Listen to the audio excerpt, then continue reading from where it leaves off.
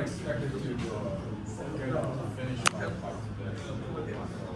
Hey, by the way, next week we have continued invited guest Dr. Q that will talk about paleontology. It's an important class, by the way, because he told me next week he will bring some souvenir. So really be here. It's quite expensive souvenir. I guarantee you probably cannot buy those kind of stuff on the website. And it's free with technology you can buy it. Right? Okay, so let's continue on. Probably end this class ahead of time. So grain boundaries, this is again 3.3. So three grains come together in equilibrium. So if interface energy is independent of orientation d gamma divided by theta equals to 0, the equilibrium required is gamma 2 divided by sine theta 1 divided by gamma 1 sine theta 2 divided by gamma 1 sine. Right, so on the right hand side is the balance of grain boundary. Right. So geometrically, theta 1 plus theta 2 plus theta 3 is equal to 360.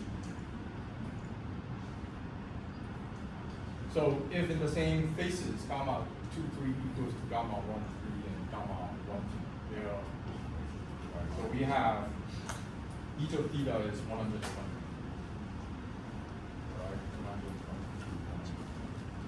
Right, so this is quite important because if you do centering or if you look closely on the microstructures, normally what you see as a stable that angle is 120 degrees. I have a few examples on the next slide. 120 degrees. So a few notes I'm gonna talk about. So there's no four grains meet in the same angle, same edge. Right? So what does that mean is that you're not going to see a grain like this, okay? I guarantee you. So grain, so this is grain 1, 2, 3, 4. So you're not going to see that kind of, so you won't see that. So that's, according to thermodynamics, that's impossible. Right? The reason to that is, let's assume this is the original O. Right? And then move to P. So we'll do some assumptions. So if O moves by a small distance,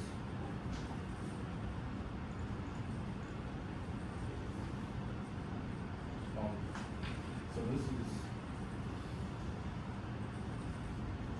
so length O to P. So O to P from O to P. We can state that the energy delta E equals to gamma, so L, the length for P, minus 2 gamma L for P cosine theta. Okay, so if we organize that, delta E equals to gamma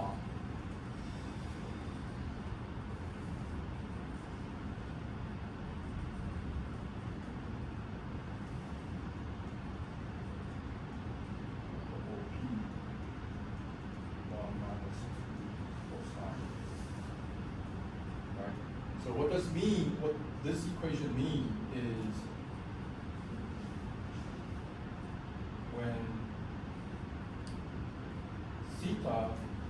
smaller than 60 degrees, delta E is smaller than 0. It's smaller than 0. It's negative, right? Because if it's cosine theta, it's 60. It's 1, right? So if 1 minus 2 is minus 1, you have delta E that's smaller than 0. And if it's smaller than 0, that means the full grain edge will disappear.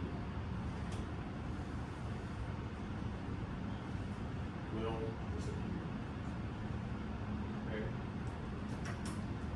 So eventually what will happen is it will be like this instead.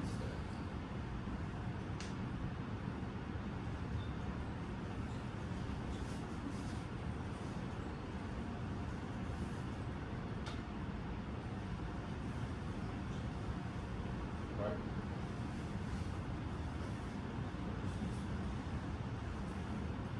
This is P. Okay? So you have originally if you assume the grain line 1, 2, 3, 4, it will turn like this.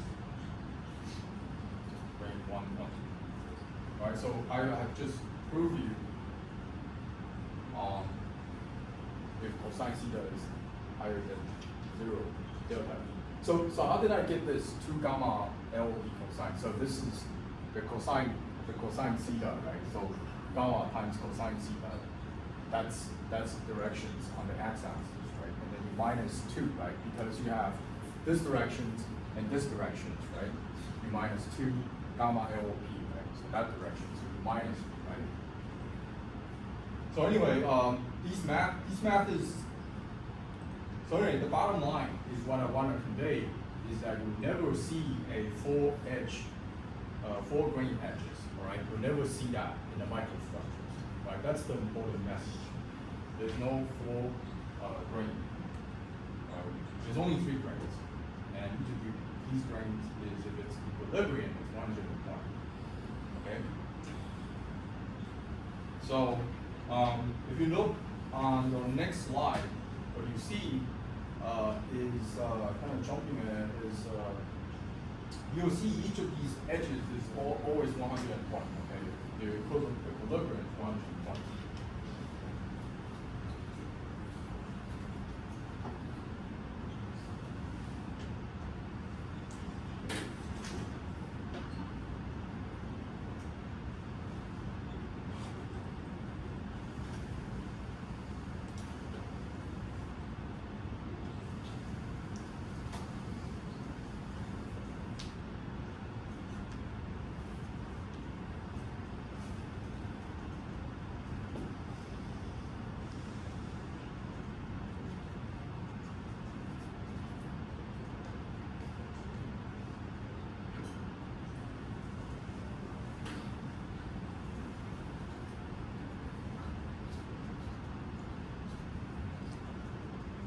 Okay, so I'm gonna move on. So next one, so 3.3.4. So for single phase polycrystalline material to reach equilibrium, you can see on the right hand side. So angle at 3 grains reach 120, curved grain boundary for some grain. So minimize the surface, minimize the surface area, strengthening of grain boundary. Right? Talk about that. The consequence is grain with smaller than 6 interfaces tend to shrink. Grain with larger 6 interfaces tend to grow. So over here, you have 3. You have 3 and 4, right? So there are 3 interfaces, 4 interfaces, right? 1, 2, 3, 4 is 1, 2, 3, right? So these tends to shrink, right? And then over here, this is like above 60, above 6, right? So these tends to grow. Inside over here, it tends to grow. Right? But the important thing is you measure the grain angle to these, they are all 120, right? So they're stable. Right? This is just an idea. Right? So to drink, you need a higher temperature. All right. So thermal activations, what does that mean? Is grain boundary microwave is also a thermal activated process.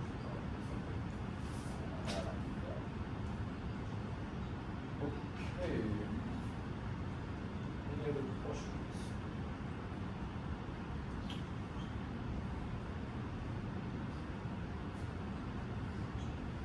Okay, so moving forward,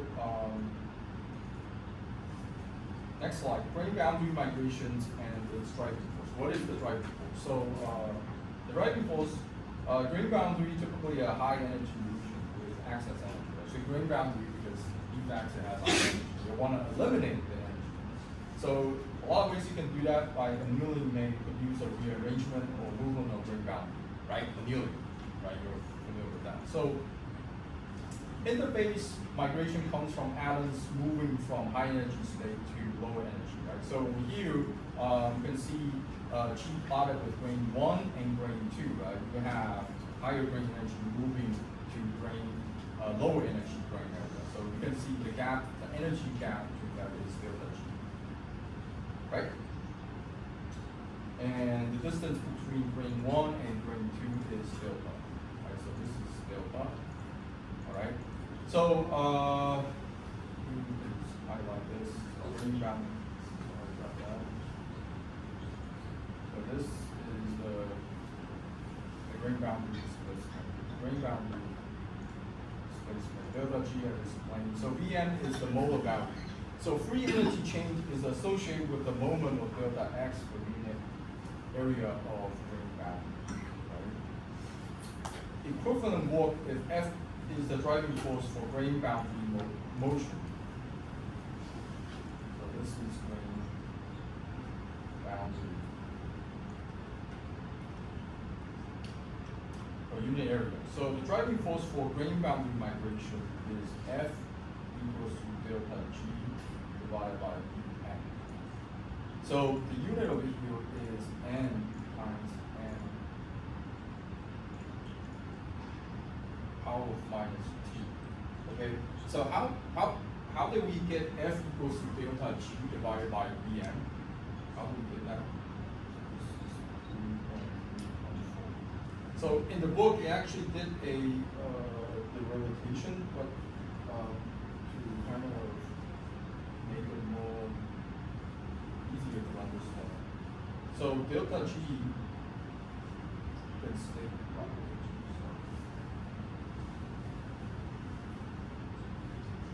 times delta X divided by Vn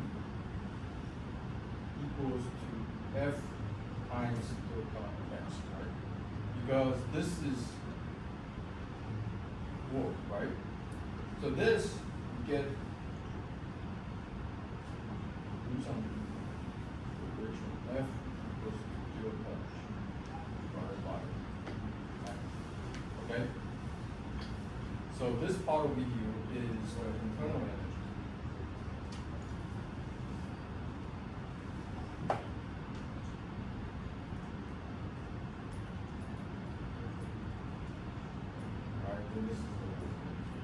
So if we move the delta x cross out, we get F delta G divided by Vm. Okay? Alright? So F, if this cross out, we get delta G divided by Vm. So a few things I want to add is if delta G equals to 0, no move of boundary. Or that's opposite. So if delta G equals to no move for boundary.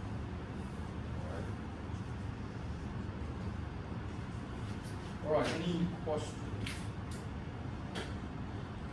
Any questions? Do you have any questions? So no, if delta G equals to 0, no move. So sometimes when we do doping, it can also form boundary, right? Because these contaminants or these additions elements inside the elements, it tends to move into these boundaries and form ring boundary. Right? So that's the next part we'll talk about. Okay, any questions? This one slide.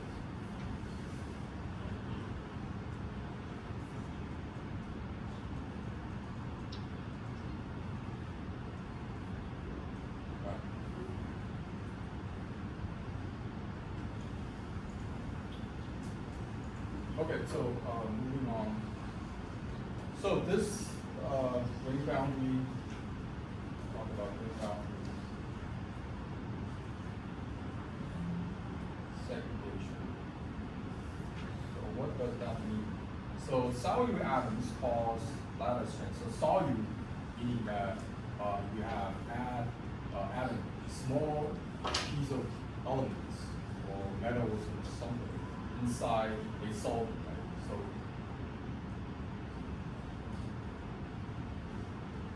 So 溶质跟溶质 solid is the matrix and solute is the atom that you have added. So solute atoms cause lattice strength, right? So if you add some element inside a portion of us in a solid, you get lattice strength. So solute atoms tend to move to ring boundary with more open structures, right? Because they have more open structures and lowering the strain energy. So there's some coefficient we can define that. So XP over here is atoms of fraction in ring boundary. X naught is the atom fractions in ring lock. So those contaminants or atoms that we have added and it hasn't moved into the ring boundary. Beta B is the ring boundary segregation coefficient, and GP is the molar free energy released from the cell atoms move from ring to ring boundary. So typically, delta GPUC is higher than 0. Okay. So for dilute solution for alloy, the definition for ring boundary segregation is XB divided by X naught. So XB is the ring boundary, the atom fraction divided by what the atoms has not moved into the ring boundary. So normally it's higher than 1. Right? So the equation is equals to exponential delta GP divided by R. So this is an activation energy. Right, so you have an energy that allows the atoms to move inside the matrix and migrate into the ring boundary. Okay. So few things. I don't know if the book write it correctly. So XP equals to X naught exponential delta GP divided by R. So there might be some typo in the book on 3.3.4. I don't know if they correct that mistake, but this is the right formula. So you can see on the right-hand side, the y-axis is the segregation coefficient. So this is SC for SC abbreviations, and over here is the atomic solid solubility. So you can see some trend going on. Let's zoom in a little bit. Is the more farther the atom's solid solubility goes, you get a lower solubility. The greater the segregation.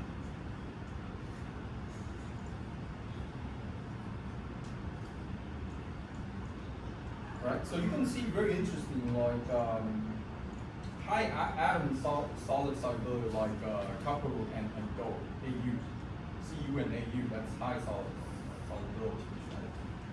Their atomic radius is approximately the same, high solid solubility, so low segregation. The more you go from 1 to lower solid solubilities, the more contaminating that segregated to the boundary. So you can see copper and then copper and Sb and then nickel and boron. You can see these segregate more significantly to the ring boundary. Okay. So what I'm trying to talk about is ring boundary segregation.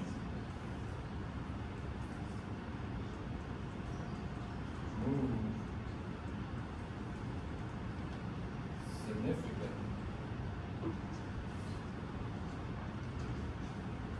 when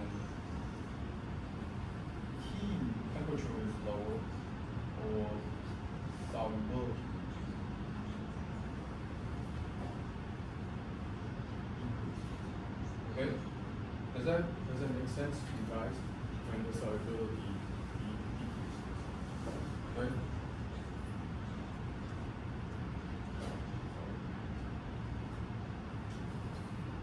Alright.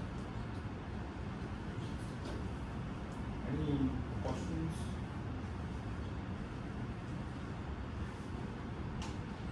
No,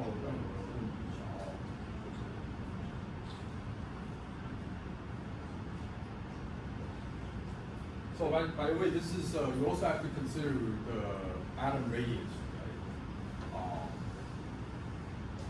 There's other factors, right, that influence the segregation. But what this tells you is that when you decrease the solubilities, the more atoms that will move will migrate into the boundary, and more boundary segregation is going to happen, right? Okay.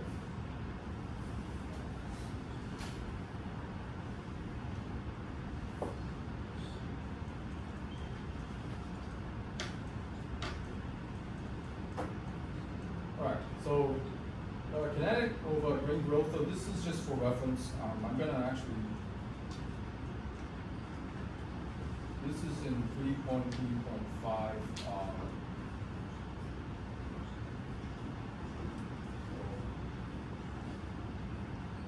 I think the only thing we have to remember, typical grain growth is, so D is the mean diameter, so this is the mean grain diameter. The mean grain diameter. So this is an empirical equation.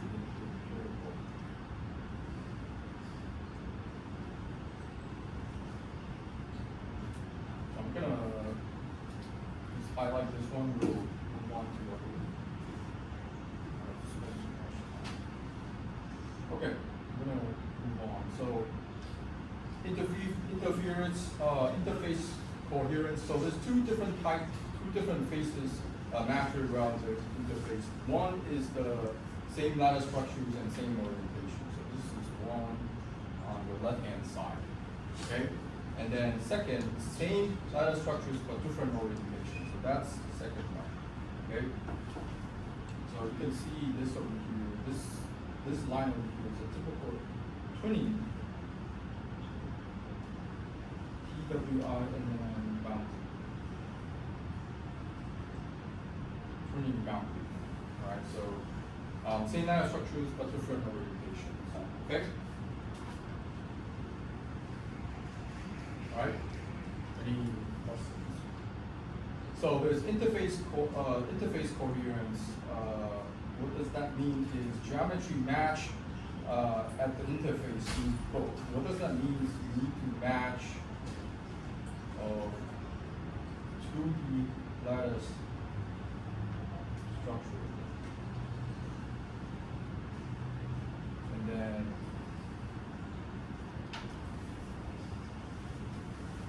material.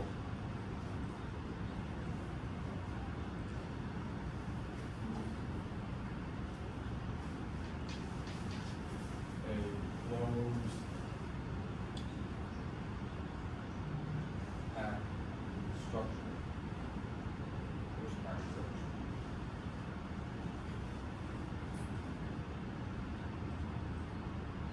Right, so for example, if you have a hexagonal HCP structure, right?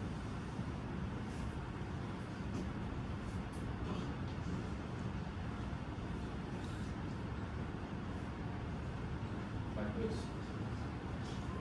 For a interface coherence, you also need the same alignment like this as well. Okay? Alright. So interface energy for coherent interfaces, if geometry perfect match, what happens is there's also, this is almost will never have a perfect match. So we also have to consider the chemical contribution. So this is the chemical. So when I say the chemical contribution, that's the metallic bonding, right? The metallic bonding. So that's the chemical contribution. Now, if small geometry mismatch, smaller than 5%, this you have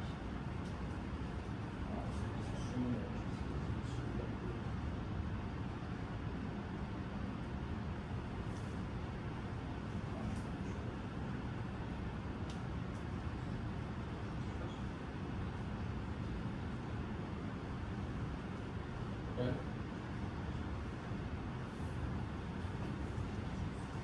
All right. Highlight this.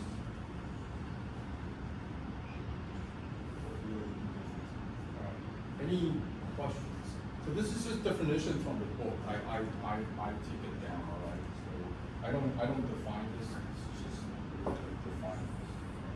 So there's the interface coherent, and then there's the semi-coherent interface, because normally for very perfect match of coherence, you don't normally see these kind of the nature, right? So mostly you see it's a semi-coherent interface.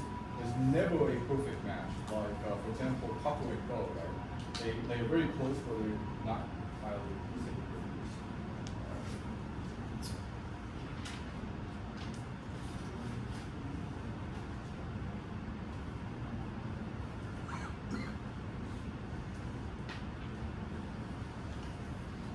So if you look on next one, so semi-coherent interfaces, this is 3.4.1.2. Energetically more favored. You have a semi-coherent interface with dislocation that with a huge family. So this is more common. So normally you have example energy higher than 5%. Alright, so mismatch between two phases defined by delta EE divided by alpha divided by. So this, what you see over here, this is a coherent interface. Coherent interface. Okay? Down over here, this is a semi-coherent.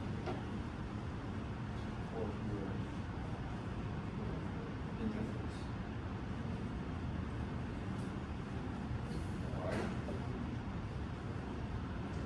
So,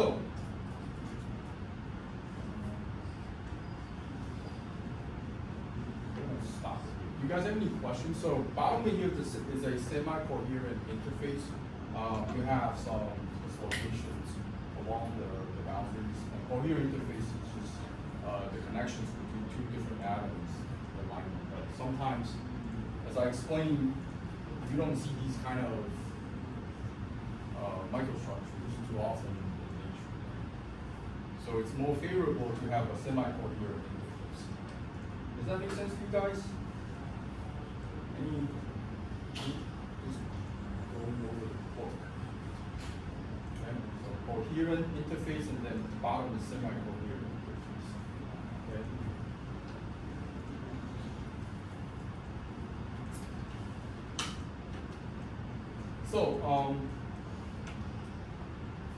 So over here, what they're trying to define is the dislocation density, and how is this relationship between the Hurwitz vectors and the dislocation density. So what you see over here, this is the distance between two dislocations. So the distance between this one and this one, right? And the lattice parameter, the D alpha and dB, right? So dA and then dB. So that's the distance between the lattice constant, right? So it can define that D divided by dA times dB minus dA equals to dB. All right, that's how they define that. So if we move around, make some adjustments, we can get, since we already know this equation, right? We can move some adjustments to get E alpha minus delta A equals to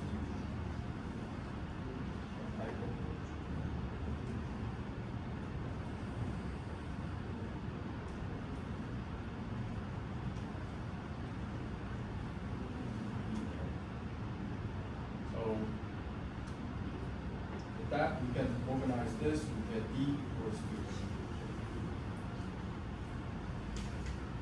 E times delta equals to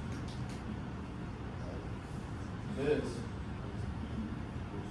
B divided by delta. So this is this location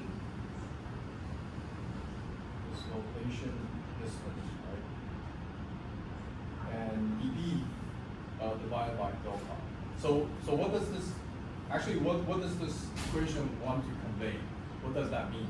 So it means that if the delta decreases, D increases, this means more coherent,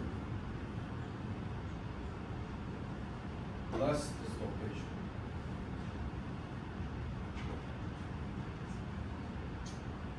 Right? So does that make sense to you guys? So if delta is smaller, meaning that D increases. If D increases, meaning that this dislocation distance increases more larger, right? If it increases more larger, it's meaning that it's more coherent. And more coherent already mean that you have less dislocation. Right? So this is what we want to try to report.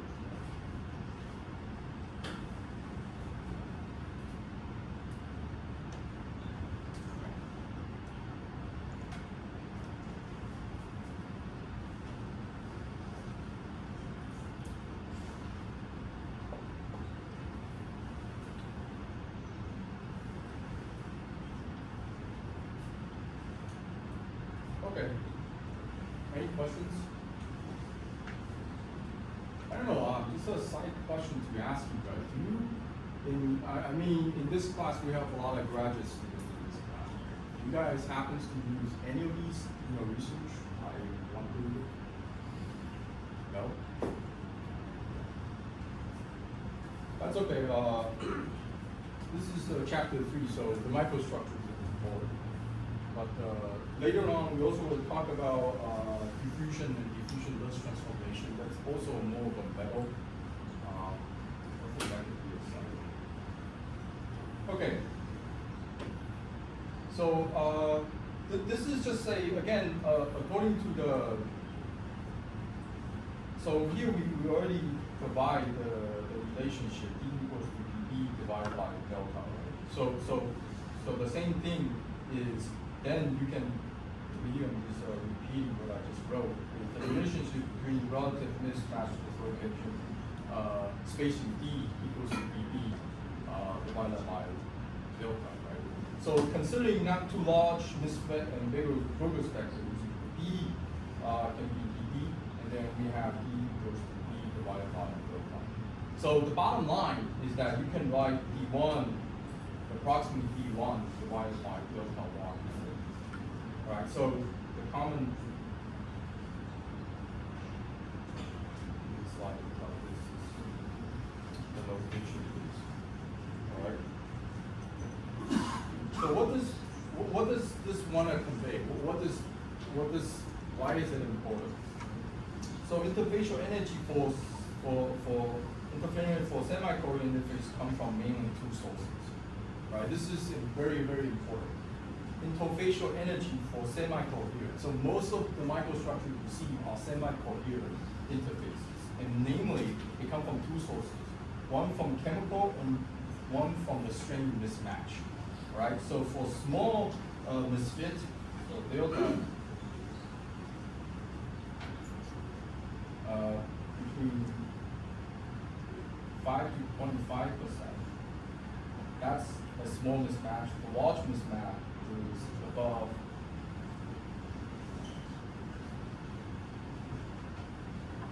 25%, right? So this is proportion to those location, this is proportion to delta, right? And since it's about 25% delta B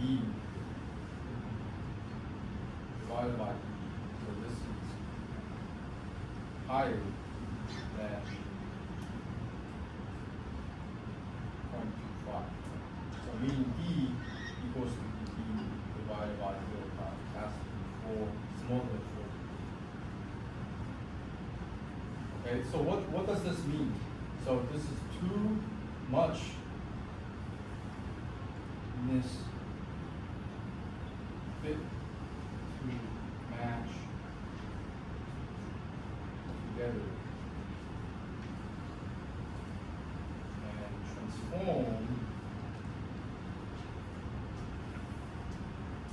into an incoherent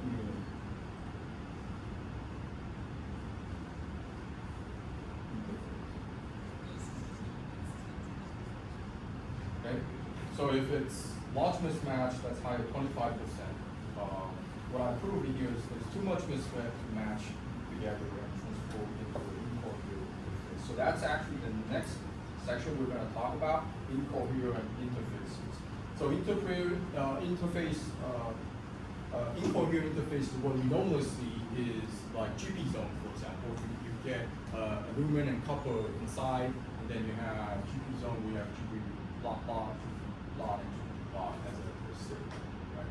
So normally when you see those precipitate, normally they're not like spherical, they're like this shape or needle shape, right? So mostly that's a incoherent interface.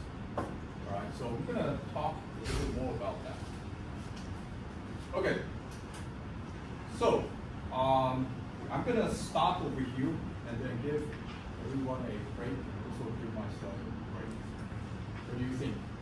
All right, so we have approximately still, when is this session about to end? 4:20? Is it 4:20, right? All right, so we have still like 10 to 15 minutes. So I'm gonna return this 10 to 15 minutes to you guys, and then use this time for you guys to submit that, get that references ready. So I have that, submitted before the deadline. You guys do that? So no excuses time, try to be on time and then get it done, all right? So if you have any questions, please feel free to stay and talk to me, or else I'll see you next week, all right?